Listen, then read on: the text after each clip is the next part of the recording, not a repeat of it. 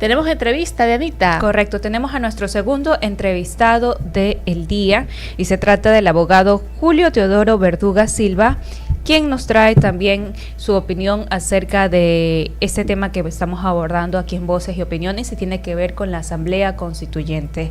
Si es posible, pues una elección directa o puede ser mixta. Bienvenido, abogado, a su espacio. Muy buenos días, muchísimas gracias por la invitación.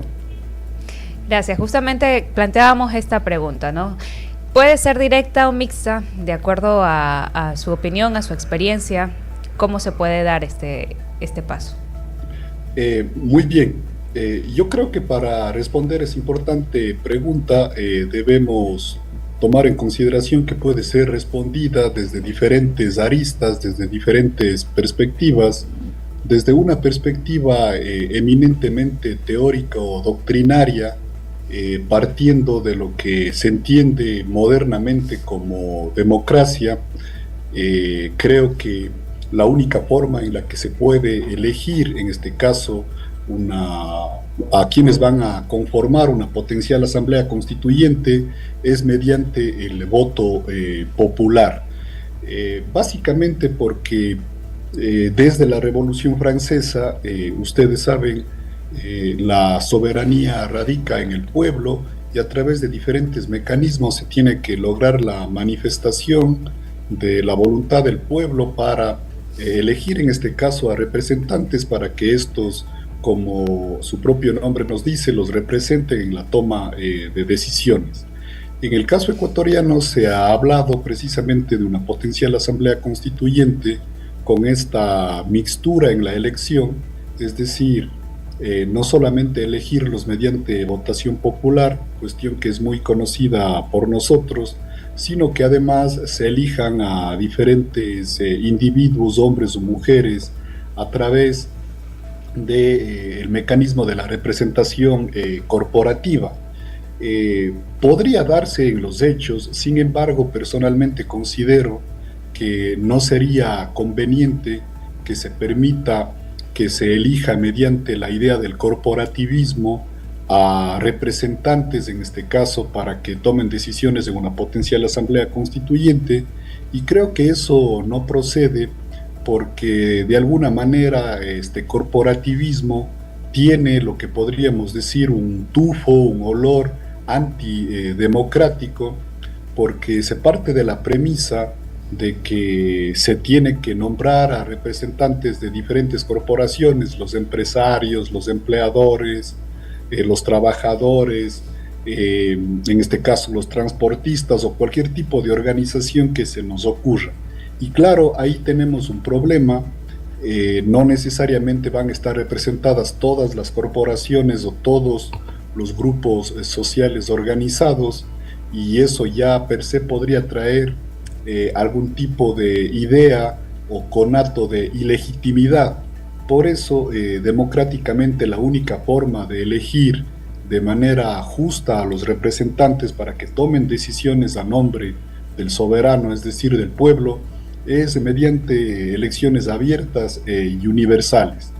Ahora, de alguna manera, en el caso ecuatoriano, esto ya se está resolviendo porque ustedes también se habrán enterado que la semana pasada la Corte Constitucional ha emitido una respuesta o un dictamen a una solicitud hecha por determinado grupo donde básicamente planteaban a la Corte Constitucional si era o no era posible llevar adelante una asamblea de estas características donde se pueda contar con personas que no estén elegidas de manera democrática mediante el voto universal y directo, y la Corte Constitucional ha establecido claramente que eso no procede.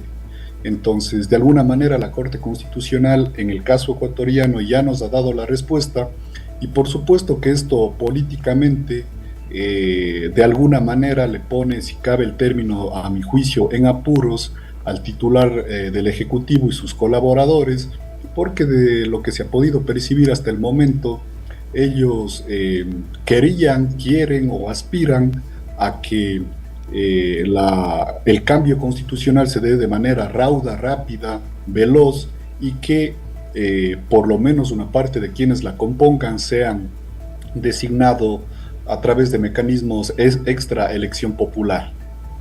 Así es, doctor Teodoro Verdugo.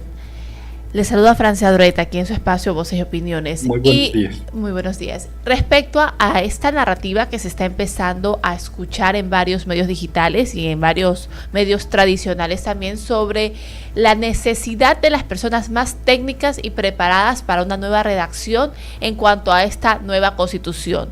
¿Por qué no tener a los más preparados o a los más técnicos? ¿Y por qué sí asistir a una fiesta democrática para escoger a los asambleístas que van a componer esta constituyente? Claro, lo que usted comenta es bastante importante porque precisamente en el caso ecuatoriano los cuerpos legislativos durante no solamente los últimos años, sino podríamos decir las últimas décadas, no han gozado en este caso de la popularidad o de la aceptación de la opinión pública y del pueblo en general. Es decir, hay ahí una especie de paradoja, ¿no? En el sentido de que es el propio pueblo quienes elegimos a nuestros representantes, pero luego no estamos contentos con su desempeño. Entonces, eso es lo que de alguna manera invita a que esta idea según la cual es necesario contar con las personas más formadas, más conocedoras, más destacadas en el ámbito del derecho constitucional, para que sean estas personas, hombres y mujeres, quienes elaboren la Constitución. Es una idea bastante, si cabe el término, seductora, pero si bien es una idea seductora y que curiosamente es bastante popular dentro o entre la opinión pública y el pueblo en general, sin embargo, a mi juicio, es antidemocrática porque si es que se termina haciendo una constitución desde esa perspectiva, es una constitución que va a tener un vicio y el vicio es tener un componente elitista. Tal vez me voy a hacer entender con un ejemplo que de alguna manera ya aconteció aquí en el Ecuador. Las tres últimas constituciones que han estado vigentes en nuestro país son las constituciones del 79, la del 98 y la actual del 2008. Por ejemplo, la del 79 fue elaborada precisamente por un grupo pequeño de jurisconsultos, de personas que se supone eran técnicamente conocedores del proceso, y ese producto constitucional o esa constitución elaborada por una comisión de juristas fue puesta a decisión del pueblo. En aquel tiempo lo que se preguntó más o menos fue lo siguiente: si es que el pueblo ecuatoriano quería que esté en vigencia esta constitución nueva, la que había sido hecha por este grupo de juristas, o la del 45 con algunas pequeñas reformas. Sabemos que ganó la primera opción y entró en vigencia la Constitución del 79, pero notemos que en esa Constitución no se llevó a través de una asamblea constituyente, es decir, no hubo un grupo de legisladores o de constituyentes elegidos para cambiar la Constitución quienes hicieron aquella cuestión, y siempre se cuestionó a esa Constitución y se dijo que era una Constitución que tenía un origen no democrático. Luego, en el 98, recordarán ustedes, o para la asamblea que se dio en el 97-98, luego de la caída del expresidente Abdalá Bucaram, sí se eligió un grupo, si mal no recuerdo, de 70 asambleístas, quienes llevaron adelante la construcción de la Constitución del 98.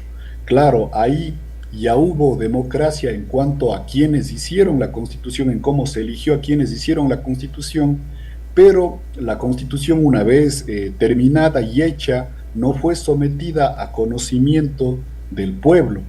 ¿Y cuál era la crítica que se le hacía a la Constitución del 98? Precisamente se decía, si bien se la elaboró democráticamente porque se eligió popularmente a los agentes constituyentes o elaboradores de la Constitución, esta Constitución no fue sometida a referéndum del pueblo, a conocimiento y a decisión del pueblo para que el pueblo diga si quiere o no que esta Constitución entre en vigencia.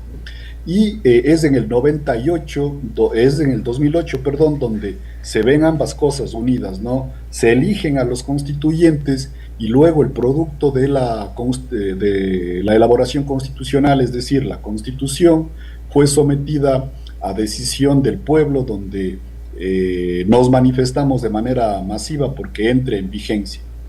Entonces, repito, es bastante seductora esta idea de que sean personas especialistas las que hagan la Constitución, pero desafortunadamente eso va a darle un ingrediente antidemocrático a la Constitución, y es ese ingrediente antidemocrático el que curiosamente podría jugar para mal en el futuro esa propia Constitución, y que en el futuro vengan nuevos agentes políticos y digan: esta Constitución no tiene la legitimidad democrática necesaria, hagamos una nueva, de alguna manera repitiendo lo que venimos haciendo desde 1830, porque como ustedes saben, hasta la actualidad hemos tenido entre 20 y 21 constituciones. Entonces yo creo que la misión del Ejecutivo es tratar de encontrar algún mecanismo.